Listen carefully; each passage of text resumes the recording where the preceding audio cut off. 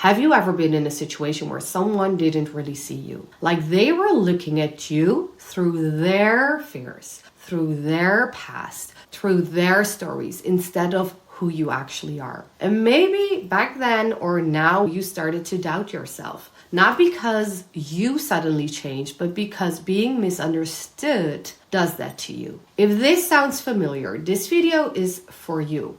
Whatever you see in me is in you. I'm going to talk about this life-transforming sentence today. This sentence changed my life completely. It changed the way I see things, I see my relationships, I see myself. And today I want to share with you how that truth can bring you back to your own center. Because for a really long time, I didn't really get this sentence. People would say it and I would be like, oh, that's a beautiful sentence, but I couldn't really comprehend that sentence. I was like, what does this sentence really mean? But life has a way of teaching things no book ever can, especially through relationships. Like, I don't want to put myself out there as the relationship expert. I am not. When life throws things at me, I know how to grow from that. And that's why I'm sharing these videos. Because showing up in life from that energy, it's powerful. It's the most powerful thing you can do for yourself. So I said, especially through relationships, right? Because why? Relationships, they touch everything. They touch your heart. They touch your fears. They touch patterns. The place in you that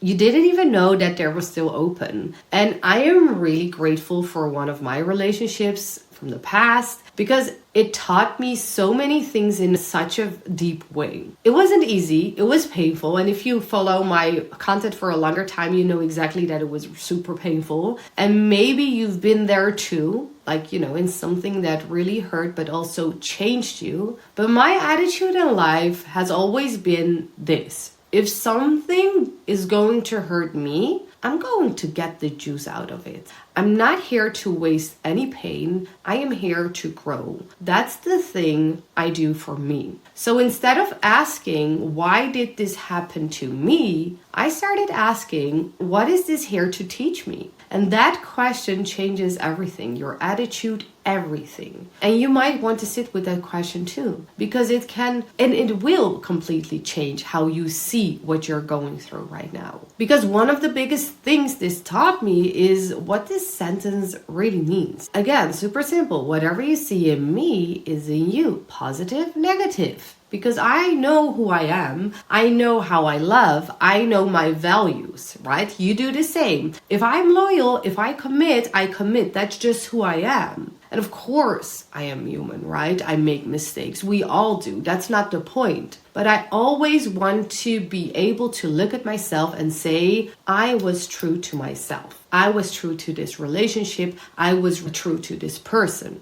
And still, I was in a situation where someone didn't really trust me. And that really touched something in me. Because when someone doesn't trust you, it doesn't feel like they doubt your actions. It feels like they doubt who you are.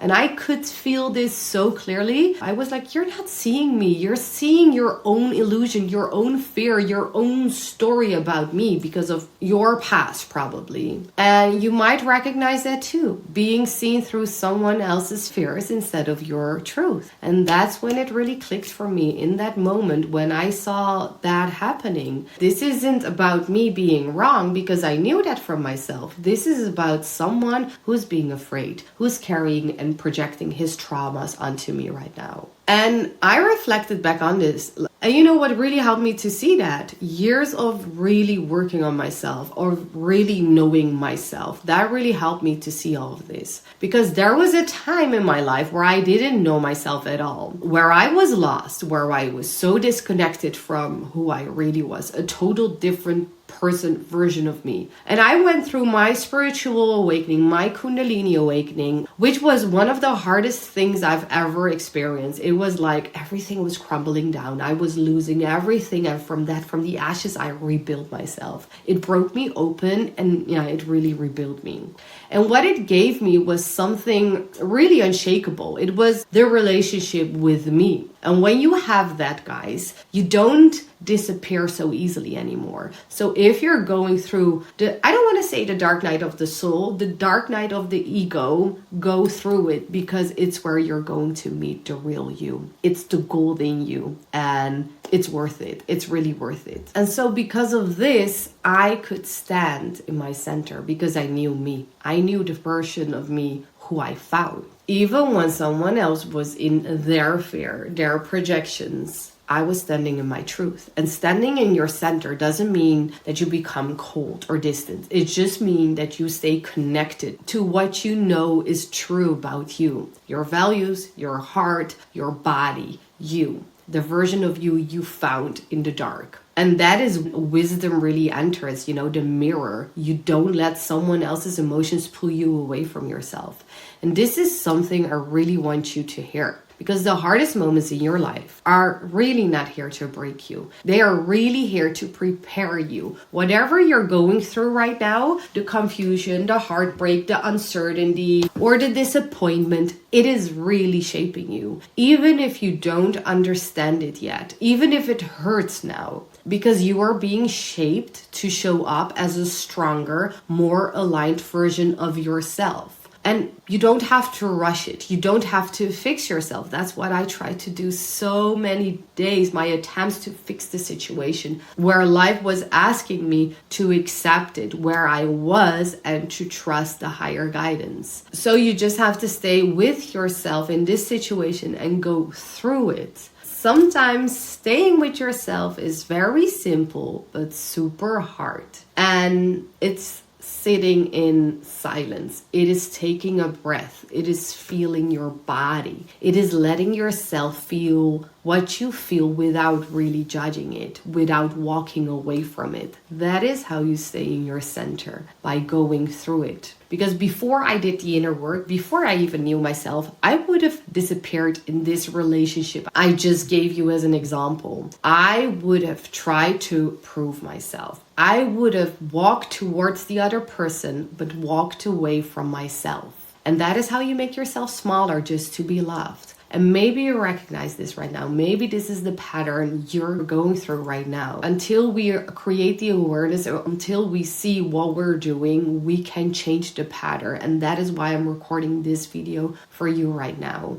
Because so many people, they really lose themselves just to keep others, to keep love, to keep the thing they want in their reality. But this time, you're going to stop. As I said, this time, if you start to get to know yourself, you will see the pattern. And instead of fighting that pattern, instead of collapsing into that pattern, you will stay with you. And that, my friend, that is real power, to stay centered, to stay in your center, in your energy. So this is what I want you to leave with. Knowing yourself is one of the greatest gifts you can give yourself. Not because you become rigid or close off from everything, but you don't get lost. So that when someone projects things onto you, you don't collapse. But you can listen, you can feel, but you don't have to take it on what isn't yours. And when you feel yourself starting, maybe to wobble, you just come back to that breath.